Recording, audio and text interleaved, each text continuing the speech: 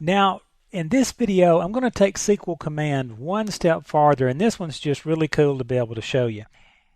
With SQL Command, we've got one better than OSQL in that we can actually pass variables to our SQL Command statements. Yep, you heard me right, for those of you who've ever screamed and begged for this. Notice what I'm going to do. First of all, I'm going to create a script file that I'm going to call and run from SQL Command. So what I'm going to do is I'm going to go out to the root of my H drive that this system is installed on, and I'm going to create a new text document. Okay, and then I'm going to immediately rename that mlscript.sql. And then I'm going to open this and I'm going to edit it with Notepad, and I'm going to create a script. I'm going to say select, and then notice what I'm going to do. I'm going to put a $sign and put column name. How about if I spell that right? Would that be good? Then notice I'll say from $, tab name for table name, and then go execute the command. So notice what I've done. I've created a variablized transact SQL statement. Select $call name from $tab name or table name. And I'll save this. Now, if you're new to Transact SQL and you're new to SQL, this may be over your head. This is for those who may be a little bit bored with some of the other stuff we're covered. It's a little extra for some of the folks who like this kind of stuff. So there's my script file. Notice it's on my H drive out here. And so now what I'll do is start, run, open the command window. Now I want to run the SQL command functionality.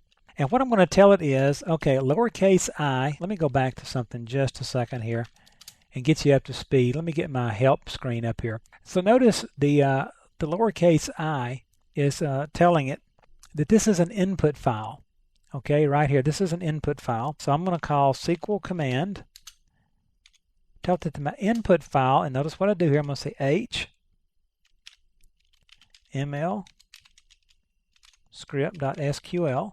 So that's where to go find the input file. And then I'm going to pass it a variable.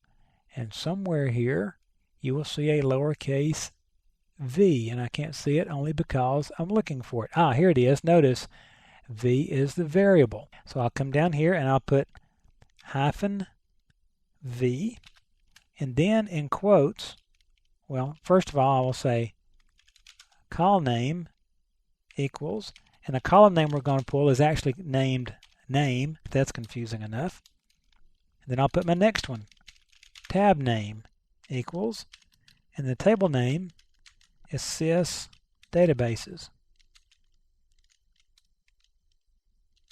If I could spell and talk at the same time, this would go so much smoother. Now what's going to happen is when I execute this, SQL Command is going to connect, and by default it's going to do a trusted connection to the server that I'm on. So it's going to connect to Leesburg, trusted connection. It's going to look inside this file out on my H drive, and it's going to run that command across that connection that it made, and it's going to put in name for column, sys.databases for the table name, and return the results. So it's going to give me a list of the databases on my server. So I hit enter, and notice it goes out, it runs it, and it comes back.